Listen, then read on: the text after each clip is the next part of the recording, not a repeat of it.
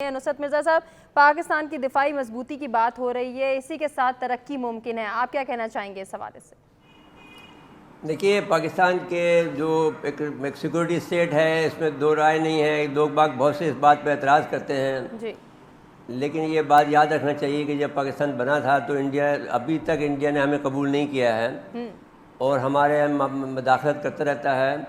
تو اس کے لیے ہماری جو سیکورٹی ہے وہ اتنی مضبوط ہونی چاہیے جیسا کہ اس وقت ہے. اب اس وقت ہمارا یہ ہے، ہمیں معلوم ہے کہ انڈیا ہماری طرف اب میلی آنکھ سے نہیں دے سکتا. 27 فروری 2019 اس بات کی گواہ ہے. بے شک وہ ایسا ہی ہے۔ ٹریلر تھا. اور ابھی ہم آپ سے یہ کہنا چاہتے ہیں کہ انڈیا کی کوئی سرزمین کا کوئی چپا چپا ہماری نظروں سے اوجھل نہیں ہے، اور نہ ہمارے جو ٹارگیٹ ہے، نیوکلیر ٹارگیٹ ہیں یا ہمارے دوسرے ٹارگیٹ ہیں، وہ کوئی بھی انڈیا کا ایک چپا بھی ہمارا اس نیوکلیر ٹارگیٹ کے سے چھپا ہوا نہیں ہے.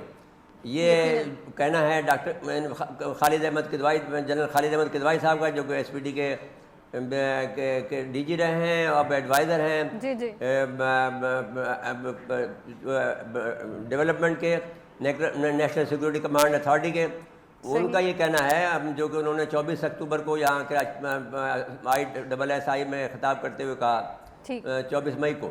تو اب دوسری بات میں آپ سے یہ کہنا چاہتا ہوں کہ جہاں تک آپ کا صحت کا معاملہ ہے، تو ہمارے پاس جہاں یہ ہماری جو آبادی ہے گلگت بلتستان کی، وہ کل آبادی 15 لاکھ ہے، لیکن 17 لاکھ وہاں سیاح جاتے ہیں. صحیح. اور وہ ہر سال جو ہے 17 لاکھ کے قریب سر سیاح ہمارے جو ہے پاس وہاں وقت جاتے ہیں. مختصر ہے، آپ کا پوائنٹ آ گیا.